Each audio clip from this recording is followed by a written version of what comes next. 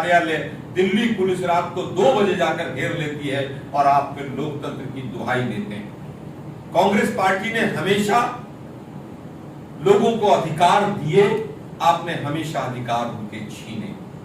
हमने right to education दिया, आपने गुजरात की जनता को प्राइवेटाइजेशन और महंगी शिक्षा दी।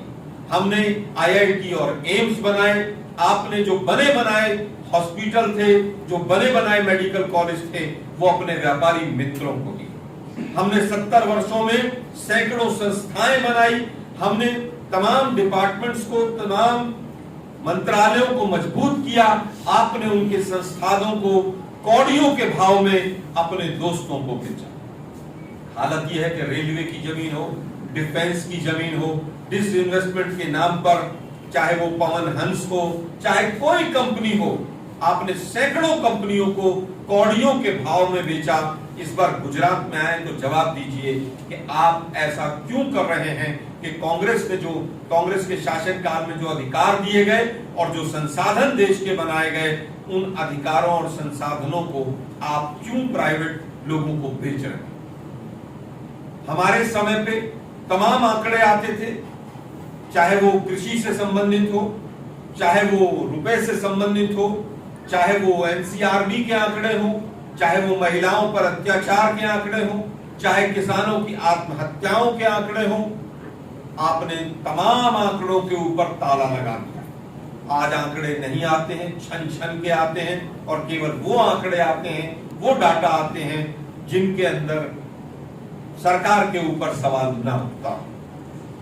आपने जिस तरह से किसानों की आत्महत्या के आंकड़े 2014 के बाद मात्र 2 बार आए, हमने किसानों की आत्महत्या की दर को घटाया, और आपके समय में अनऑर्गेनाइज्ड सेक्टर में मजदूरों की जो आत्महत्याएं हैं वो 2.23 लगभग 2.5 गुना के करीब बढ़ गए। हमने अधिकार दिया मनरेगा का, आपने मनरेगा में जिस तरह से बदलाव किए, मनरेगा को जिस तरह से मटेरियल के साथ जोड़ा गया, मनरेगा के पैसे रोके गए राज्यों के, मनरेगा के नाम पर केवल और केवल संसद में भाषण दिया गया, आपने अधिकार को कुचल दिया, हमने अधिकार दिया। और आज राजस्थान की सरकार, छत्तीसगढ़ की सरकार तमाम अधिकार देने पर लगी हुई है। आज भी वहां पर कांग्रेस शासित जो भी राज्य हैं, वहां पर अधिकारों की आज भी बात होती है। क्या आपने टोल NHAI में बढ़ाने का काम किया, आपने कहीं ना कहीं जनता की जेब से पैसा निकालने का काम किया। 2014 में 1100 के करीब NHAI के टोल थे पूरे हिंदुस्तान में। आज आप सोच सकते हैं कितने टोल होंगे हिंदुस्तान में? लगभग 3000 टोल हैं, और उन पर जो टोल की दर है वो कई गुना बढ़ गई। और उसके बावजूद जो NHAI के ऊपर कर्जा था 33,000 करोड़ का, वो लगभग 1 लाख करोड़ से ऊपर चला गया। एक तरफ आपने देश की जनता की जेब काटी, दूसरी तरफ आपने उस डिपार्टमेंट को पूरी तरह से कर्जे में धकेल दिया। इसके बाद हमारे यहां पर जब पेट्रोल के अंतरराष्ट्रीय बाजार में कीमतें $134 तक गई, हमने सब्सिडी के माध्यम से देश की जनता को अधिकार दिया कि आपको सस्ता पेट्रोल डीजल मिल सके। आपने सबसे पहले आते ही उन तमाम सब्सिडीज को खत्म कर दिया। उस समय लगभग 1 लाख करोड़ की सब्सिडी हिंदुस्तान की सरकार देती थी। अगर और प्रिसाइज जाऊं तो लगभग 97,600 करोड़ की सब्सिडी केंद्र सरकार देती थी, जिसका फायदा सीधे सीधे देश की जनता को होता था। आज हालत यह है कि सब चीजों की सब्सिडी आपने समाप्त कर दी है। आपने रिसर्च का पैसा एजुकेशन में कम कर दिया, आपने SC/ST का वजीफा कम कर दिया। हमने अधिकार दिए, आपने अधिकार छीने। हम पूछना चाहते हैं कि सब्सिडी के माध्यम से जो गरीब आदमी का बच्चा पढ़ सकता था, गरीब आदमी का बच्चा स्वास्थ्य सेवाएं ले सकता था, गरीब माताएं बहनें सस्ता सिलेंडर उपयोग करके अपनी सेहत को ठीक रख सकती थी, आपने वो उज्ज्वला के माध्यम से जो नौटंकी की, जिसमें 87% के करीब सिलेंडर रिफिल नहीं हुए, वो पूरा एक गबन था, घोटाला था। आपने सरकार की पूरी मशीनरी के साथ मिलकर देश की जनता की आंखों में धूल झोंकी और इस तरह की योजनाएं लेकर आए जिससे देश की अर्थव्यवस्था का बंटाधार हुआ। हमने हमेशा अधिकार दिए, आपने अधिकार छीने। हमने तमाम संवैधानिक संस्थाओं को मजबूत करने का काम किया, चाहे वो पंडित नेहरू जी से लेकर इलेक्शन कमीशन से लेकर और तमाम संस्थाएं जो थी उसको हमने मजबूत करने का काम किया। लेकिन आपके शासनकाल में तमाम संवैधानिक संस्थाएं आपकी केवल और केवल पिट्ठू बनकर रह गई हैं। आपने उनको अपना पिछलग्गू बना लिया है। धन्यवाद हेमंत भाई। सर्वप्रथम यहाँ पर इस सभागार में आए तमाम पत्रकार बंधुओं का, पत्रकार मित्रों का स्वागत है और धन्यवाद भी है। आप लोग अपना कीमती समय निकालकर सुबह शाम जो भी समय प्रदेश कांग्रेस कमेटी की तरफ से रहता है आप लोग यहाँ उपस्थित रहते हैं, हम उसके लिए आपके हमेशा आभारी हैं। देखिए, मोदी साहब भी आए, अमित शाह जी भी अहमदाबाद के दौरे पर हैं। बहुत से विषय उन्होंने उठाए और हमने उन विषयों का उत्तर दिया। आज हम थोड़ा सा पॉजिटिव नोट पर आपसे बात करना चाहते हैं। बार बार इस सवाल पूछा जाता है कि कांग्रेस ने 70 साल में क्या किया और कांग्रेस ने क्या नहीं किया। और मोदी साहब तो यहाँ तक 2014 में दूसरे विदेशों में जाकर भी ये कह आए थे कि 2014 से पहले जो लोग हिंदुस्तान में जन्म लेते हैं उन लोगों को हिंदुस्तानी बताते हुए शर्म आती है।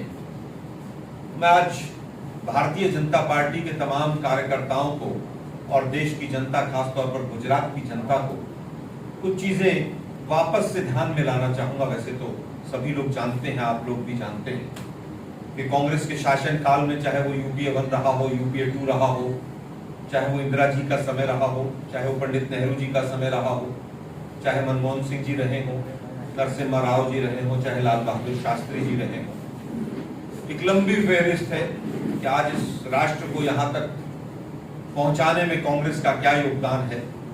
बहुत पीछे न जाते हुए अगर आप इंदिरा जी का शासनकाल देखें तो राज्यों को जिस तरह से सिक्किम को भी जोड़ा गया, जिस तरह से पिछड़ों को आगे लाने के लिए 20 सूत्री कार्यक्रम से लेकर तमाम कार्यक्रम उस समय पर चलाए गए, जिस तरह से 32 रुपया पर कैपिटा इनकम थी 1947 में, और देश के पहले प्रधानमंत्री माननीय नरेंद्र मोदी जी हैं जिनके शासनकाल में पर कैपिटा इनकम लगभग 27% गिरी है। 1,14,000 जो पर कैपिटा इनकम थी वो घटकर 91,000 पर आ गई है। तो तमाम इन विषयों पर मैं कुछ चीजें लेकर बैठा हूं आज। उसके बाद गुजरात से संबंध में हमारे बड़े भाई वर्किंग प्रेसिडेंट जीपीसीसी के पटेल साहब भी आपसे कुछ बात करेंगे। कल माननीय गृह मंत्री साहब ने भी कुछ सवाल उठाए थे कि सरकार अगर 27 साल से यहाँ पर सत्ता में नहीं थी तो कांग्रेस कैसे विकास कर सकती है। हम पूछना चाहते हैं, लैंड एक्विजिशन बिल में इस सरकार ने 2014 के आने के बाद किसानों का गला घोटने के लिए 4 बार ऑर्डिनेंस क्यों लेकर आई है और उस लैंड एक्विजिशन बिल में बदलाव क्यों किया?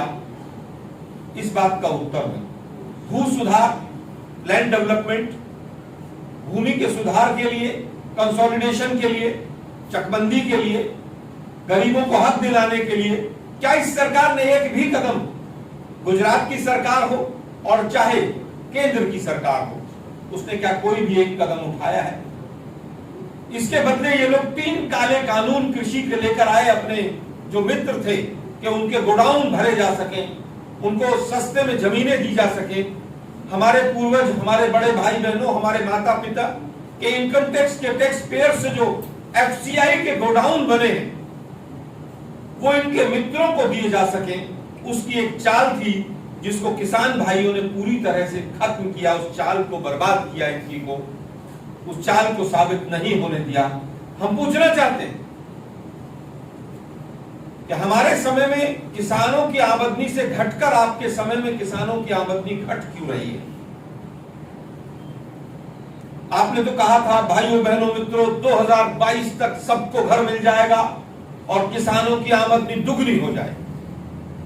मोदी साहब वो आमदनी 2022 भी आ गया, प्रति व्यक्ति किसान की आय 32 रुपए से घटकर 27 रुपए क्यों हो गई, इस बात का उत्तर दें। 2013 में हम एक बिल लेकर आए थे जो संसद के एक हिस्से से पास हो गया था, फूड सिक्योरिटी बिल।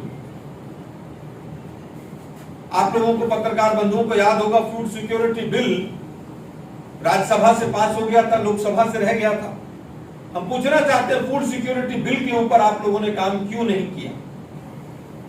और आपने फूड सिक्योरिटी बिल के ऊपर काम नहीं किया, उसी का नतीजा है कि आज 79% के लगभग जो बच्चे हैं 5 साल से छोटे, वो कुपोषित हैं हिंदुस्तान में।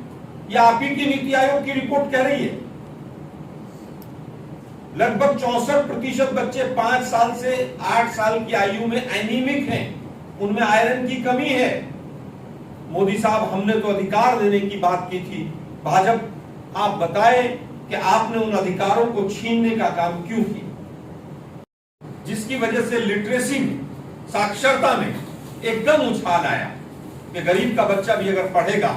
एक तरफ हमने शिक्षा का अधिकार दिया और एक तरफ कोरोना काल में जिस तरह से लगभग 2 करोड़ से ज्यादा बच्चों का ड्रॉप आउट हुआ, जिन बच्चों का स्कूल जाना छूट गया, ये केंद्र सरकार और गुजरात की सरकार उस पर कोई काम नहीं कर रही। एक तरफ हमारे समय में AICTE के तहत लगभग 5000 इंजीनियरिंग कॉलेज खुले और मोदी साहब ऐसे पहले प्रधानमंत्री हैं जिनके शासनकाल में लगभग 800 इंजीनियरिंग कॉलेज हिंदुस्तान के बंद हुए, और जो चल रहे हैं उनकी भी जो स्थिति है वो कॉलेज वाले बेहतर बता सकते हैं।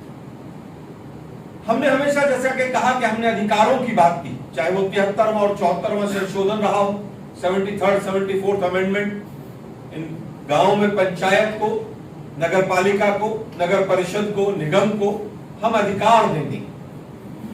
राजीव जी 73rd 74th अमेंडमेंट को पूरा जिस तरह से IT क्रांति और कंप्यूटर के माध्यम से युवाओं को पूरी तरह से मजबूत करके गए।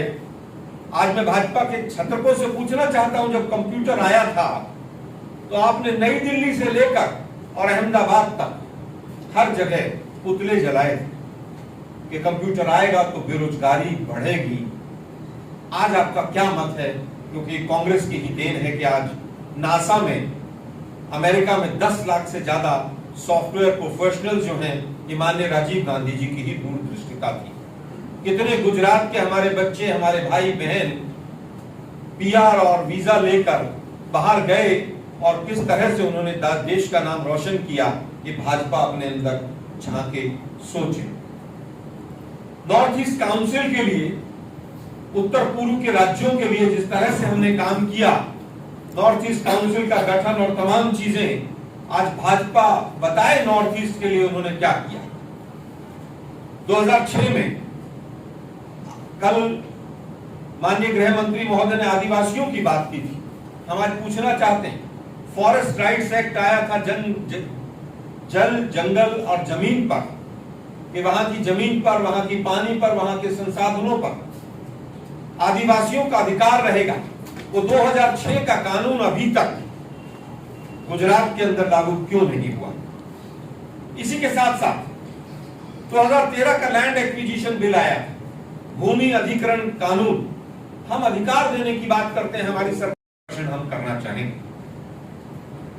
UP 1 और UP 2 तक की अगर हम बात कर लें तो एक बहुत लंबी लिस्ट है। सबसे पहला जो अधिकार 2006 में सूचना का अधिकार दिया गया, राइट टू इंफॉर्मेशन, क्योंकि कांग्रेस हमेशा से वो संविधान निर्माण रहा हो और संविधान निर्माण के बाद चाहे उस संविधान में जितने भी संशोधन रहे हों, अमेंडमेंट जितने भी रहे हों, हमने हमेशा जनता को अधिकार देने की बात की है।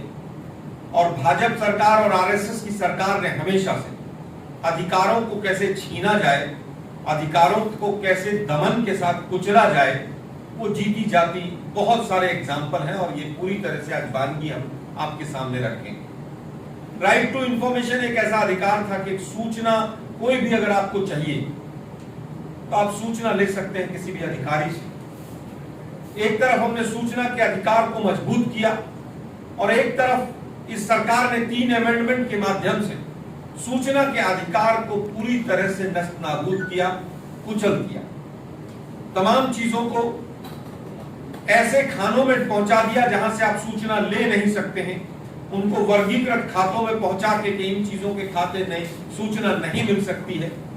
और एक नया प्रकरण सूचना के अधिकार में इन लोगों ने किया कि अगर कहीं पर सूचना सरकार के खिलाफ आती हो तो वो सूचना बाहर नहीं आती है। आप सेकंड स्टेज पे कमिश्नर में आप घूमते रहिए, सूचना नहीं आती। दूसरा, क्योंकि हिंदुस्तान की आबादी बहुत ज्यादा है और हिंदुस्तान एक यंग नेशन है, अभी भी बहुत लोग ऐसे हैं जो अपने बच्चों को पूरी तरह से नहीं पढ़ा पाते थे।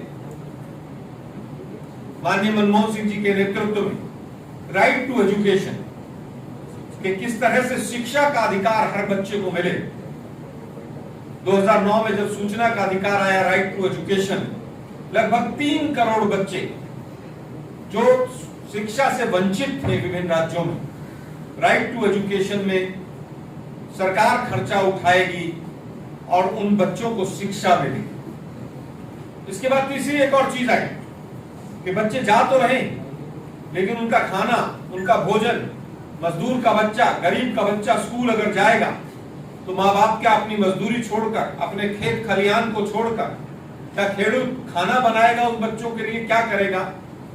Mid day meal scheme UPA 1 और यूपीए 2 लेकर आए। तो मैं आज भाजपा के छत्रपों से पूछना चाहता हूं कि इन तमाम योजनाओं का कितना पैसा गुजरात में भी आया और गुजरात की जनता का वो हक था, हम ये मानते हैं, लेकिन एक तरफा बात कीजिए आप।